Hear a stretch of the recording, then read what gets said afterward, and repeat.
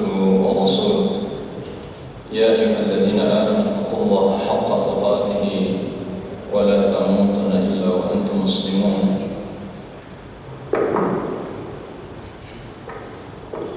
يا أيها الناس اتقوا ربكم الذي خلقكم من نفس واحدة وخلق منها زوجها وبث منهما رجالا كثيرا ونساء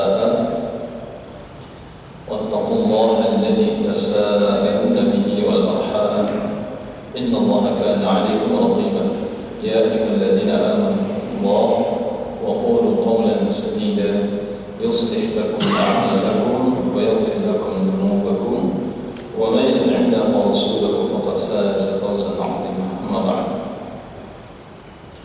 Kaum muslimin, Bapak Ibu rahimahullah wa azakumullah, sebagaimana biasa mengawali majlis yang insyaallah diberkahi oleh Allah Subhanahu wa taala ini, kita memuji Allah Subhanahu wa taala sebagai bentuk rasa syukur atas segala nikmat yang Allah berikan kepada kita pada hari ini, khususnya lebih khusus lagi pada kesempatan ini kita dimudahkan oleh Allah Subhanahu wa taala untuk menunaikan kewajiban kita kepadanya. Alhamdulillah alladzi bi ni'matihi tatimmu shalihat. Salawat dan salam untuk Nabi kita, Nabi yang mulia, Nabi yang agung, Nabi Muhammad sallallahu alaihi wasallam. Demikian pula dengan keluarga-keluarga beliau, para sahabat-sahabat beliau radhiyallahu anhum ajma'in, dan tak lupa kita mendoakan diri kita, keluarga kita, khususnya kedua orang tua kita, karib kerabat kita, agar kita diberikan oleh Allah taufik dan hidayah untuk selalu berada di atas agama yang mulia ini, ya, di atas petunjuk yang telah ditinggalkan oleh Nabi kita yang mulia, Nabi Muhammad SAW. Kaum muslimin, malam ini kita akan melanjutkan pembahasan kelanjutan pembahasan kita dari al-iman biyawmil akhir, ya, beriman kepada hari akhir. Di antara bentuk keimanan kepada hari akhir itu adalah mengimani adanya alam barzakh atau barzakhiyah. Alam barzakh, orang ulama mendefinisikan barzakh itu adalah pembatas antara kematian dengan hari kiamat. Jadi barzakh itu terjadi setelah kematian, sebelum hari kiamat tiba, itu barzakh. Wa'illah maksud barzakhiyah, maksudnya dia berada di alam barzakh. Jadi siapapun yang mengalami kematian pasti dia memasuki alam barzakh, gitu kan? Jadi tidak peduli bagaimana cara matinya, ya, pokoknya dia mati saja. Siapa yang mati berarti dia memasuki alam barzakh, karena barzakh itu adalah alam yang terjadi setelah kematian sebelum hari kiamat tiba, itu barzakh. Maka alam kubur itu disebut dengan alam barzakh. Bapak Ibu rahmati Allah Subhanahu wa taala. Pertanyaan yang sangat banyak muncul, apakah orang kalau mati terbakar sehingga hangus menjadi debu, apakah mereka masuk ke alam barzakh? Iya, karena nanti konsekuensi orang yang masuk ke alam barzakh itu pasti dia akan mengalami 3 perkara pasti. Pertama, apa yang disebut dengan fitnah kubur. Yang kedua, nikmat kubur, kalau dia orang yang berhak mendapatkan nikmat kubur. Yang ketiga, azab kubur. Nah, itu di alam barzakh. Dan ini bervariasi bagi setiap orang. Ketika kita jelaskan sebagaimana disebutkan oleh Syekh Shalih Fauzan hafizahullah ta'ala. Jadi orang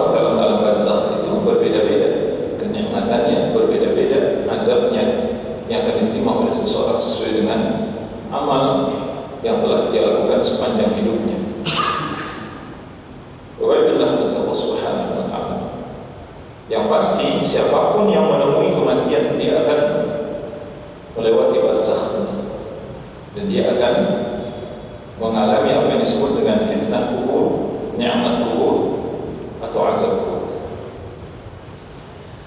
Di antara dalil yang menjelaskan bahwa akan ada nikmat kubur, azab kubur, ada fitnah di dalam kubur, itu adalah surah Ibrahim ayat 27. Allah Ta'ala berfirman, "Yusabbitullahu alladhina amanu bil qawli tsabiti fil hayati dunya wa fil akhirah wa yudhillu Allahu adh-dhalimin wa yaf'alu ma yasha." Allah meneguhkan iman orang-orang yang beriman dengan ucapan yang teguh dalam kehidupan dunia dan akhirat, dan Allah menyesatkan orang-orang zalim dan Allah berbuat apa yang Dia kehendaki. Allah Maha berbuat apa yang Dia kehendaki. Wa yaf'alu Allahu ma yasha. Allah Maha berkehendak dengan apa yang Dia lakukan. Ayat ini ditafsirkan oleh Nabi sallallahu alaihi wasallam sebagaimana sanad dari sahabat Bara bin Azib radhiyallahu anhu. Nabi sallallahu alaihi wasallam bacakan, "Yusabbitullahu alladhina amanu bil qawli tsabiti fil hayati dunya wa fil akhirah." Qala nazalat fi 'adzabil qabr. Kata Nabi, ayat ini diturunkan oleh Allah berkenaan dengan azab kubur.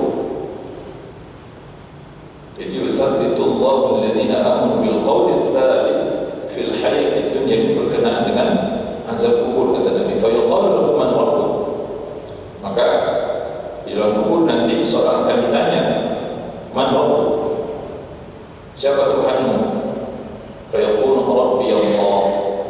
Kalau dia seorang mukmin, maka dia akan menjawab dengan teguh, rabbi Allah, Tuhanku adalah Allah. Kemudian dia akan menjawab juga bahwa Nabi Muhammad sallallahu alaihi wasallam. Dia akan menjawab bahwa nabiku adalah Nabi Muhammad sallallahu alaihi wasallam. Fadzalika qaulullah azza wa jalla. Maka kata Nabi sallallahu alaihi wasallam, inilah yang dimaksud dengan perkataan Allah, yusabbitullahu alladhina amanu bil qawli tsabit. Inilah yang Allah maksudkan dengan Allah meneguhkan iman orang-orang yang beriman dengan ucapan yang teguh, bil qawli tsabit fil hayati dunya wa fil akhirah, baik ketika dia hidup maupun ketika dia sudah mati.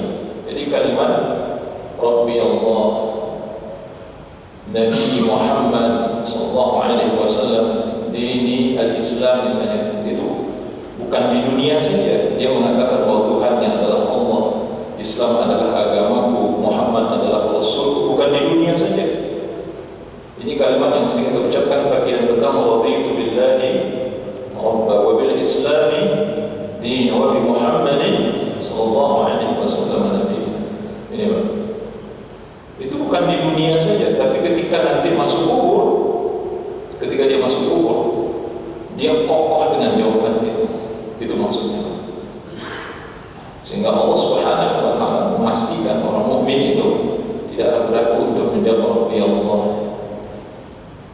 Din Islam wa Nabi Muhammad sallallahu alaihi wasallam, tidak akan ragu dia menjawab itu. Oleh karena itu, Bapak Ibu rahmatullah Subhanahu wa taala, dalam hadis yang diriwayatkan oleh Imam Bukhari Muslim dari sahabat Utsman bin Affan radhiyallahu anhu, ketika kita mengantar jenazah, itu apa yang kita baca? Saat jenazah ini kuburannya sudah ditimbun, diuruk tanahnya. Apa kata Nabi? Istaghfiru li akhikum fa innahu al-an yus'al. Istaghfiru li akhikum wa sallu lahu at-tathbit fa innahu al-an yus'al. Kata Nabi sallallahu alaihi wasallam, mohonkan ampunan untuk saudaramu ini yang sudah dikubur ini, dan mintakan kepada Allah at-tathbit. Nah, ini perkataan Allah tadi, Pak.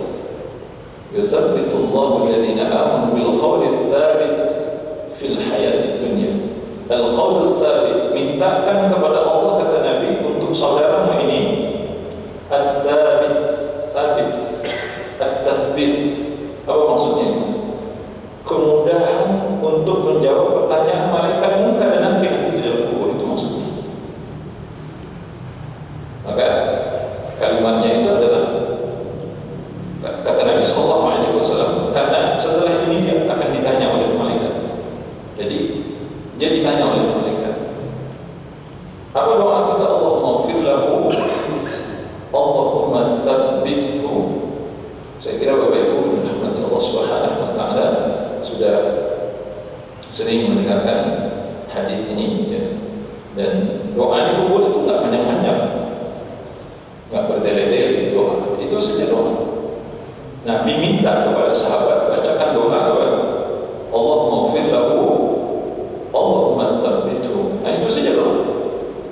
Itu kata Nabi SAW. Jadi kalau kita berdoa, ya doa itu yang dimintakan kepada Allah Subhanahu wa taala untuk saudara kita yang sudah dikubur. Karena saat ini, kata Nabi, dia akan ditanya oleh Allah Subhanahu wa taala. Ini dalil-dalil yang menjelaskan tentang fitnah kubur. Kemudian dalam hadis yang lain juga, innal 'abda idza wudi'a fi qabri, sesungguhnya seorang hamba, kata Nabi, apabila telah diletakkan jasadnya di kubur, atau dalam ashabu, kemudian ditinggalkan oleh orang yang mengantarnya, baik itu dari pihak keluarga, siapapun yang mengantar, innahu la yasma'u qara'a ni'alihim, maka si mayit tadi itu dapat mendengar bunyi sendal orang yang pergi meninggalkannya. Jadi mayit tadi itu bisa mendengar bunyi sendal orang yang mengantarnya ketika orang yang mengantar ini pulang. Qala ya'tihi malakani fayut'idan fayaq'idani fayaqulan lahu ma kunta taqulu fi hadha ar-rajul. Kata Nabi SAW, maka ketika itu datanglah dua orang malaikat mendudukkan mayat ini, mendudukkan si mayit. Jadi mayit itu didudukkan. Ini sejalan dengan hadis yang diriwayatkan oleh sahabat Barrah bin Azib, ini hadis dari Anas bin Malik radhiyallahu anhu. Jadi banyak sekali hadis tentang fitnah kubur, nikmat kubur dan azab kubur, banyak sekali. Dan hampir seluruh hadis yang sahih, ya, terkait dengan hal ini. Jadi kata Nabi, datanglah dua orang malaikat mendudukkan si mayit ini, kemudian menanyainya, ma kunta taqulu fi hadzal rajul. Ini di antara pertanyaan yang diajukan oleh malaikat. Apa yang engkau katakan atau apa yang engkau ketahui tentang laki-laki ini? Maksudnya itu ditujukan kepada Nabi Muhammad. Qala fa amma al-mu'min fa yaqul, kata Nabi, kalau dia seorang mukmin maka dia akan menjawab, asyhadu annahu 'abdun 'abdullahi wa rasul. Aku bersaksi, kata si mukmin ini, bahwa sesungguhnya dia adalah hamba Allah dan utusannya. Qala fa yuqalu lahu unzur ila maq'adika minan nar. Maka malaikat bertanya kepada si mukmin tadi, coba kamu perhatikan tempat dudukmu dari neraka. Coba kamu lihat tempat dudukmu dari neraka. Pada abdallahu bihi maq'adan minal jannah. Sungguh Allah telah mengganti tempat dudukmu dari neraka ini dengan tempat dudukmu dari surga. Kata Nabi, kata Allah, sungguh Allah telah mengganti, kata malaikat, yang dua malaikat tadi, sungguh Allah telah mengganti tempat dudukmu dari neraka ini diganti dengan tempat duduk dari surga. Ini gambaran yang diberikan oleh Nabi SAW ketika seseorang berada di dalam kuburnya. Qala Nabiullah sallallahu alaihi wasallam fa yarahum jami'an. Maka Nabi sallallahu alaihi wasallam bersabda, maka dia melihat kedua-duanya. Maksudnya tempat duduknya dari neraka dan tempat duduknya dari surga itu dilihat kedua-duanya. Nanti dalam penjelasan lain ketika dikatakan ini tempat dudukmu dari apakah, si mukmin ini sangat ketakutan ketika itu. Sebelum dikatakan kepadanya, tapi kamu jangan khawatir, tempat dudukmu ini telah diganti oleh Allah dengan tempat duduk di surga.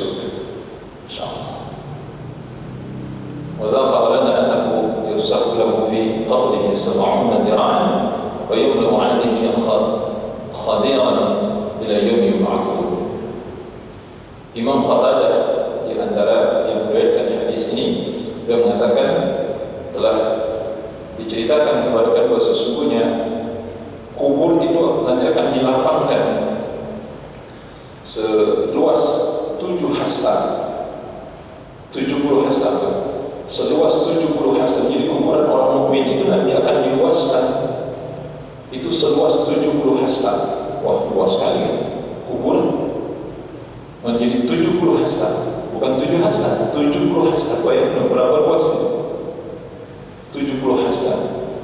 Wa yumnu 'alaihi khadiyun, maka dipenuhi kuburannya itu dengan kesenangan ila yaumi yub'atsun, ila yaumi yub'atsun, sampai pada hari dia dibangkitkan oleh Allah Subhanahu wa taala. Insyaallah. Hadis ini sahih riwayat Muslim. Riwayat yang lain disebutkan Nabi sallallahu alaihi wasallam melewati dua kuburan orang Nabi sallallahu alaihi wasallam al-qabrin, faqala innahuma la yu'adziban. Kata Nabi, ini dua orang yang ada dalam kuburan ini sedang disiksa oleh Allah Subhanahu wa taala. Sungguh sedang disiksa oleh Allah Subhanahu wa taala. Wa ma yu'adziban fi katsir. Dan mereka tidak disiksa karena perkara besar. Maksudnya mereka disiksa oleh Allah Subhanahu wa taala dalam kubur ini itu mungkin perkara-perkara dianggap remeh. Kemudian Nabi sallallahu alaihi wasallam mengatakan, ya benar kata Rasulullah, amma ahaduhuma fa kana yas'a bin namimah. Ini yang satu ini kata Nabi disiksa oleh Allah dia karena melakukan adu domba. Dia suka memprovokasi orang, suka memutuskan silaturahim di antara, suka memutuskan ukhuwah, suka memancing, apa namanya bahasanya. Sekarang kan modelnya begitu, Pak. Dan fitnah sekarang itu lebih laku daripada perkataan-perkataan yang jujur dan benar. Perkataan yang jujur disampaikan itu nggak didengar sekarang. Kalaupun ada yang mendengar itu ya orang-orang tertentu saja. Sekarang yang laku itu Pak, itu ghibah, fitnah, namimah, itu laku sekali, laku banget. Ya. Dan sebagian dari masyarakat kita lebih senang mendengarkan namimah daripada mendengarkan nasihat yang jujur yang disampaikan oleh guru-guru kita. Nanti ada tukang hasut, ya. Tukang kompor, ngomporin orang supaya orang ini tercerai-berai. Nasihat yang benar, yang tulus, yang disampaikan oleh seorang guru yang sumbernya Al-Quran dan hadis itu tidak dengar. Tapi kalau nanti yang memprovokasi, yang suka mengadu domba, yang suka memfitnah, yang suka menuduh, itu suka didengar, ya. Yang begitu suka didengar. Oh ya betul. Nah, orang ini ya, karena mungkin sudah menganggap biasa suka mengadu domba orang, sehingga memutuskan ukhuwah, memutuskan silaturahim di antara kaum muslimin, maka dia disiksa oleh Allah Subhanahu wa taala dalam kubur. Wa amma ahaduhuma fa kana la yastatiru min bawlihi. Adapun yang satu ini kata Nabi disiksa oleh Allah karena dia tidak beristinja. Artinya ketika dia kencing maka dia tidak bersuci, tidak membersihkan air kencingnya, tidak bersuci, maksudnya tidak beristinja. Ya. ثم أخذ عودا رطبا فكسره باثنين ثم غرز كل واحد منهما عنقا. Kemudian Nabi sallallahu alaihi wasallam mengambil sepotong dahan kayu, kemudian membelah dua kayu tersebut, kemudian menancapkan di kedua kuburan tersebut. Kata Nabi, ثم قال لعله يخف عنهما ما لم ييبس. Kata Nabi sallallahu alaihi wasallam, semoga dengan saya tancapkan kayu ini, ya, dahan ini, kata Nabi sallallahu alaihi wasallam, Wasallam, maka selama dahan ini masih basah sebelum mengering, kata Nabi, maka selama itu bisa meringankan azab mereka di dalam kubur. Wabillahi Allah Subhanahu. Tapi lagi-lagi ini dalil yang menjelaskan kepada kita bahwa adanya fitnah kubur, adanya azab kubur, dan adanya nikmat kubur. Doa yang sering kita baca sebelum kita salam, apa doanya?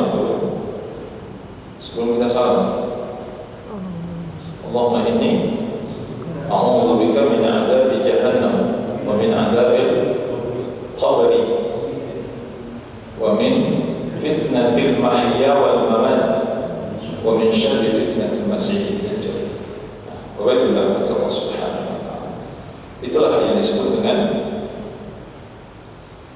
azab kubur, yang kita mohon perlindungan kepada Allah, dan semoga Allah melindungi kita dari azab kubur. Kemudian azab kubur ini dijelaskan oleh beliau, itu ada dua bentuknya.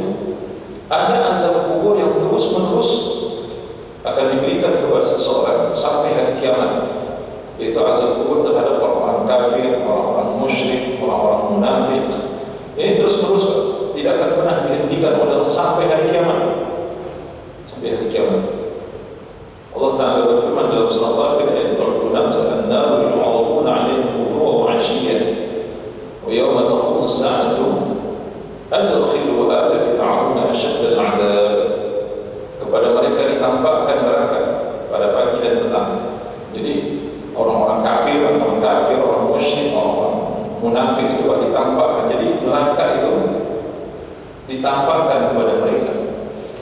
Mungkin Bapak Ibu masih ingat ada satu hadis, kata Nabi Sallallahu Alaihi Wasallam,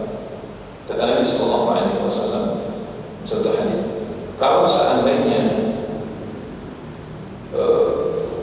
bunyi hadisnya, sempat neraka itu bocor, sehingga ada satu bolongan kecil antara neraka dengan dunia ini, maka buminya akan hangus. Kalau seandainya ada dinding antara neraka dengan dunia ini, kemudian ada bocor dikit itu, bocor halus, bocor kecil itu, maka dunia ini akan hangus seluruhnya.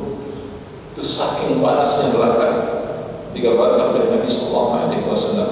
Nah sekarang neraka itu ditampakkan kepada mereka. Jadi mereka itu dirasakan, memang mereka belum masuk dalam neraka itu, tapi neraka itu ditampakkan, didekatkan. Ya Allah itu didekatkan kepada mereka, neraka itu didekatkan. Ya Allah, ini untuk orang kafir, orang musyrik, orang kafir, orang munafik, yang nifak akbar itu tidak dilakukan lagi. Dan itu azabnya tidak akan pernah berhenti sampai hari kiamat.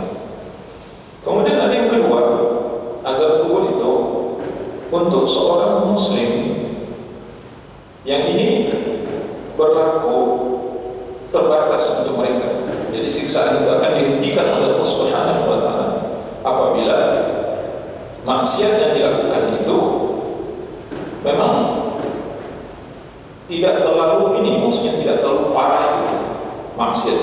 Jadi Allah Maha bijak untuk memberikan hukuman kepada seseorang. Ya kalau seandainya sudah cukup, maka Allah akan menghentikan siksaan tersebut. Ya. Atau disebutkan, ya, bisa jadi ada amal saleh yang dia tinggalkan waktu dia mati, dia meninggal. Kan bukankah Nabi bersabda, "Idza mata al-insanu inqata'a 'amaluhu illa min salas, shadaqatin jariyatin aw 'ilmin intafa'a bihi wa waladin shalihin yad'u lahu." Kata Nabi, kalau seorang mati meninggal, maka terputuslah seluruh amalnya kecuali 3 perkara.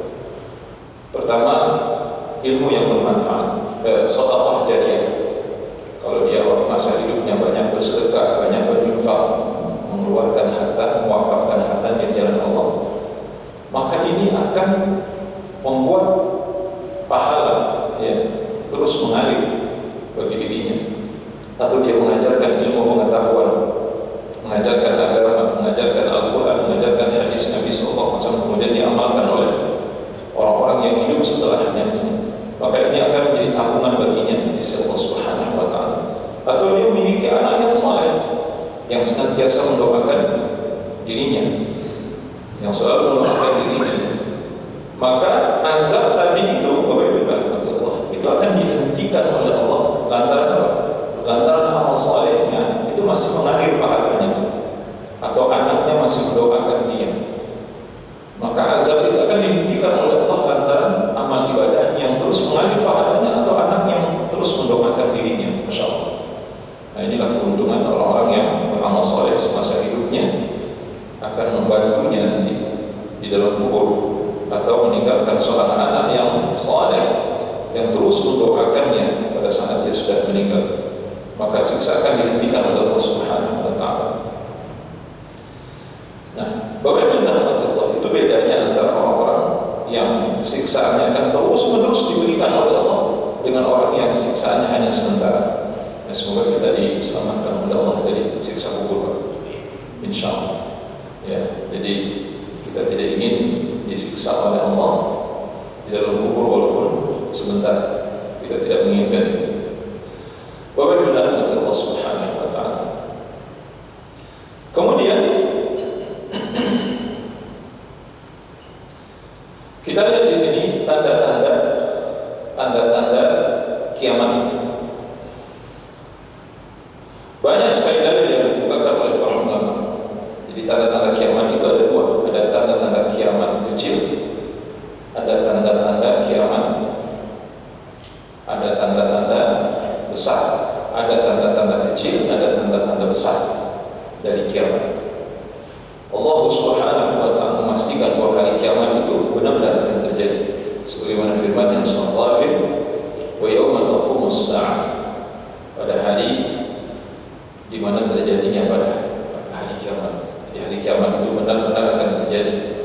Jadi kita temukan di dalam Al-Qur'an Karim, Allah menyebut kiamat itu atau hari akhir itu dengan bahasa as-sa'ah. Kadang Allah menyebutnya al-qari'ah, kadang Allah menyebutnya al-ghashiyah, kadang Allah menyebutnya at-tammah, kadang Allah menyebutnya as-sakhah, kadang Allah menyebutnya al-waqi'ah, kadang Allah menyebutnya al-haqqah. Itu maksudnya hari kiamat itu. Ya. Al-haqqah, mal-haqqah itu artinya hari kiamat. Idza waqa'atil waqi'ah itu maksudnya hari kiamat. Ya. Fa idza ja'atil qammatul kubra, qammah itu maksudnya kiamat. Fa idza ja'atis sakhah itu maksudnya hari kiamat. Ya. Nanti kalau kita baca ayat-ayat itu. Kemudian juga Allah menyebutnya yaumul hisab, yaumuddin, maknanya maliki yaumiddin. Yaumuddin maksudnya yaumul qiyamah. Wa rahmatullah. Wa anna as-sa'ata atiyatun la raiba fiha wa anna Allah yub'atsu man fil qubur. Dalam surah Al-Hajj ayat 7, Allah memastikan bahwa hari kiamat itu pasti akan terjadi. La raiba fiha, tidak ada keraguan padanya. Wa anna Allah yub'atsu man fil qubur. Dan bahwa sesungguhnya Allah akan membangkitkan semua yang ada di dalam kubur. Wa rahmatullah Subhanahu wa taala. Banyak lagi ayat-ayat lainnya. Kemudian kita lihat di sini bahwa rahmatullah Subhanahu wa taala tentang tanda-tanda kiamat, tanda-tanda kecil dari hari kiamat. Kita tidak menyebutkan seluruhnya. Di antaranya adalah sebagaimana disebutkan oleh Rasulullah sallallahu alaihi wasallam,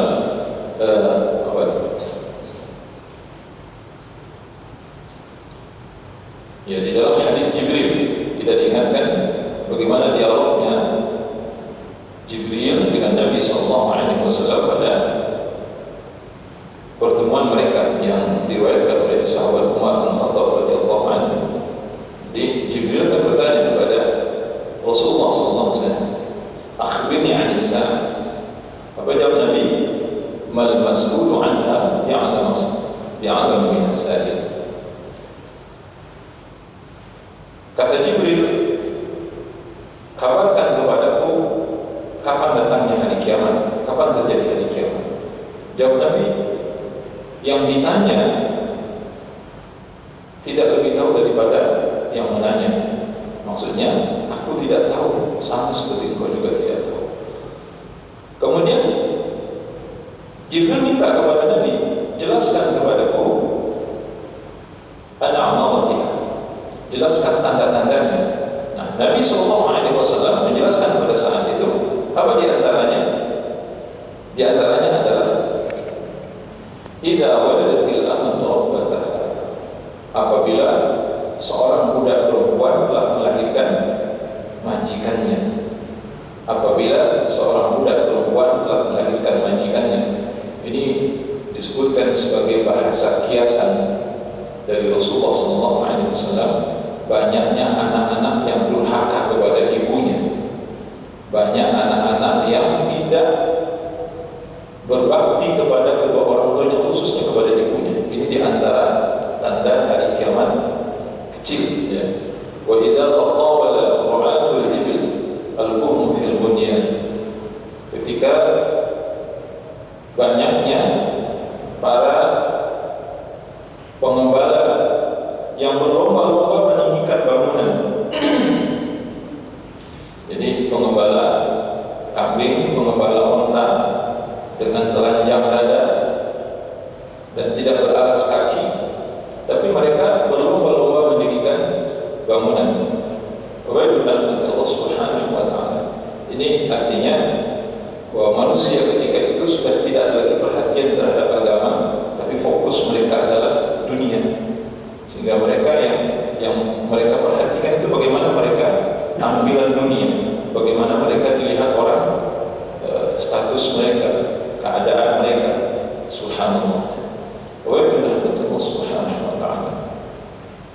Masih banyak lagi yang lain, tapi salah satu di antaranya juga sebagaimana disebutkan oleh Nabi sallallahu alaihi wasallam, la taqum as-sa'atu hatta yuqatil al-muslimun al-yahud fayaqtulahum al-muslimun hatta yaqtabi al-yahud min wara'i al-hajar wash-shajar fayaqul al-hajar wash-shajar ya muslim ya Allah hadha yahudiyyun khalfi fata'ala Allah fata'ala faqtulhu illa al-gharqad fa innahu min shajar al-yahud. Dalam hadis yang diriwayatkan oleh Imam Bukhari Muslim, ya, dari sahabat Abu Hurairah radhiyallahu anhu, Nabi SAW bersabda, kiamat tidak akan terjadi sebelum orang Islam memerangi orang-orang Yahudi. Maka orang Islam akan membunuh orang-orang Yahudi sampai mereka bersembunyi di belakang batu-batu, bersembunyi di belakang pohon, ya. Maka batu dan pohon akan berkata kepada orang-orang Muslim ketika itu, wahai hamba Allah, wahai orang-orang mukmin, ini orang Yahudi ada di belakangku, maka bunuhlah mereka, kecuali pohon gharqad, kata Nabi, karena pohon gharqad itu adalah milik orang Yahudi. Wabillah Allah. Nah, jadi ini hadis Nabi SAW riwayat Bukhari Muslim. Artinya apa?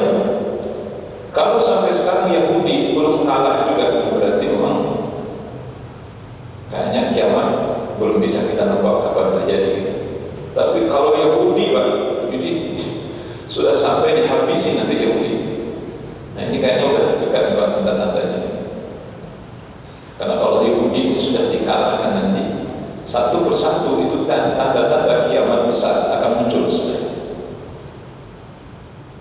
Yahudi kalau sudah dikalahkan itu nanti satu-satu tanda kiamat besar. Dalam hadis Nabi SAW sebutkan ada 10 tanda-tanda kiamat besar yang akan terjadi. Yakni munculnya Imam Mahdi, turunnya Nabi Isa, kemudian dilepaskannya Dajjal. Itu tanda kiamat besar. Itu sudah tanda kiamat besar. Tapi kalau dikalahkannya orang Yahudi, itu kategorinya orang-orang yang masuk dalam tanda kiamat kecil. Tanda kecil. Makanya sampai sekarang kalau kita perhatikan, Yahudi masih eksis. Dia masih berani hantam sana hantam sini. bunuh sana bunuh sini masih berani. Dan kayaknya nggak ada yang takutin Madinah. Dan dia dibantu oleh negara-negara kafir seperti Amerika dan yang lainnya dengan sekutunya, ya kan? Makanya sampai sekarang masih eksis saja. Dan mereka tidak ada takutnya terhadap umat Islam. Nah, sampai satu titik di kata Nabi SAW, mereka akan diperangi umat Islam dan mereka akan dikalahkan. Sampai-sampai mereka tidak ada lagi tempat lagi kecuali berlindung di balik batu dan di balik pohon. Nah, kemudian mereka semua akan dieksekusi, dibunuh. Ya. Bapak Ibu rahmati Allah Subhanahu wa taala. Kemudian di antara tanda-tanda kiamat besar, di antara tanda-tanda kiamat besar, ini kita bacakan di hadisnya.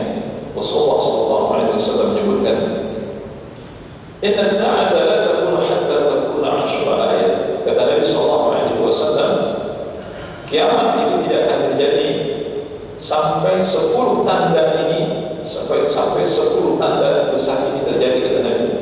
Yang pertama, khasfun bil masyriq, penenggelaman bumi di bagian timur. Jadi bumi ini akan ditenggelamkan oleh Allah di bagian timur. Yang kedua, kata Nabi sallallahu alaihi wasallam, khasfu bil maghrib, Allah akan menenggelamkan bumi ini di bagian barat. Yang ketiga, khasfu fi jaziratil Arab, Allah akan menenggelamkan bumi ini di jazirah Arab. Jadi jazirah Arab itu nanti bumi itu akan terjadi apa bahasanya Pak? Seperti yang terjadi di zaman Nabi Musa terhadap Qarun misalnya, itu kan ditenggelamkan oleh Allah.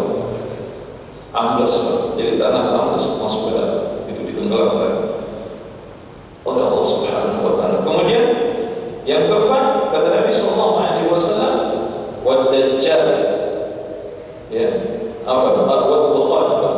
wad-dukhan, munculnya asap.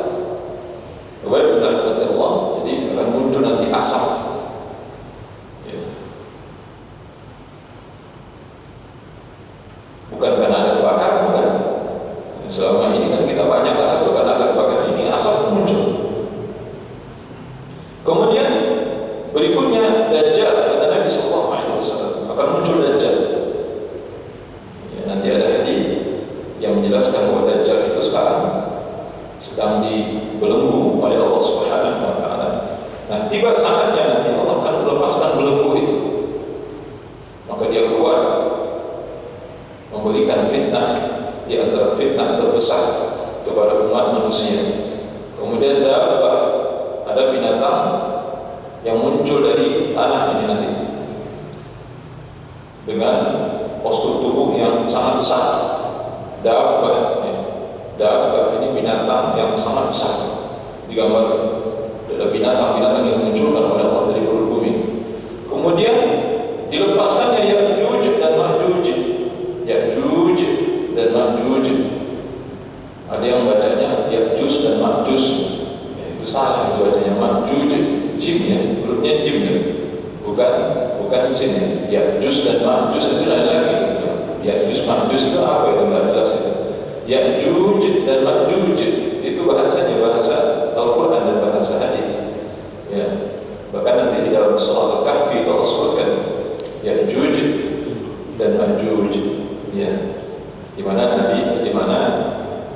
Zulkarnain dimintakan oleh satu kaum untuk membuatkan dindingnya. Itu yang dibuatkan oleh Zulkarnain. Zulkarnain adalah seorang panglima perang Muslim Islam yang mampu mengurung Ya'juj dan Ma'juj.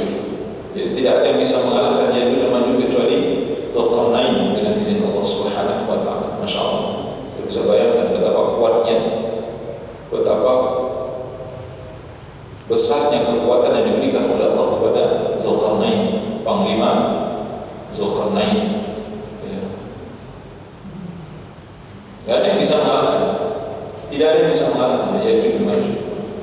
Bahkan nanti di antara ujian terbesar Imam Mahdi dan Nabi Isa itu menghadapi Ya'juj dan Ma'juj. Di antara ujian terberat yang dihadapi oleh Nabi Isa dan Imam Mahdi itu menghadapi Ya'juj dan Ma'juj. Kalau menghadapi Dajjal itu gampang bagi Nabi Isa. Kalau menghadapi Dajjal itu gampang sekali bagi Nabi Isa. Kenapa? Karena Dajjal itu ketika melihat Nabi Isa saja dia sudah ciut. Melihat Nabi Isa saja dia sudah ciut. Tapi tidak dengan Ya'juj dan Ma'juj. Karena jumlahnya Ya'juj dan Ma'juj ini sangat banyak dan hampir memenuhi seluruh bumi ini. Ya'juj dan Ma'juj itu nanti akan sangat banyak. Ya. Dan dia nantangin Allah Subhanahu dalam hadis ini, Allah ditantang sama dia. Ya. Tidak ada satu pun yang ditemukan oleh Ya'juj pasti dihabisi oleh mereka, dimakan seluruhnya. Ketemu hewan dimakan hewan, ketemu manusia dimakan manusia. Tidak ada yang bisa mengalahkannya. Dan jumlah mereka hampir memenuhi bumi ini. Ya'juj dan Ma'juj cepat berkembangnya. Sehingga disebutkan Nabi Isa alaihissalam itu kesulitan menghadapinya. Nabi Isa alaihissalam tidak menghadapi. Kalau Dajjal itu ketika melihat Nabi Isa itu kayak garam gitu, seperti garam. Itu badannya menyusut menjadi lemah sampai Nabi Isa ketika mendekatinya, Nabi Isa tinggal menghunjamkan senjata ke ulu hatinya, jadi mati pada saat itu untuk Dajjal. Padahal dari segi kekuatan kalau kita perhatikan dalam hadis itu sepertinya Dajjal itu jauh lebih kuat. Tapi karena Allah takdirkan dia tidak mampu menghadapi Nabi Isa, maka dia kecil di hadapan Nabi Isa. Sehebat-hebatnya Dajjal, walaupun dia bisa menunjuk langit suruh turunkan hujan, menunjuk bumi suruh tumbuhkan tanam-tanaman, tapi giliran menghadapi Nabi Isa tak kuat dia. Wa'ibullah subhanahu. Kemudian terbitnya matahari dari barat, kemudian keluarnya api, ya.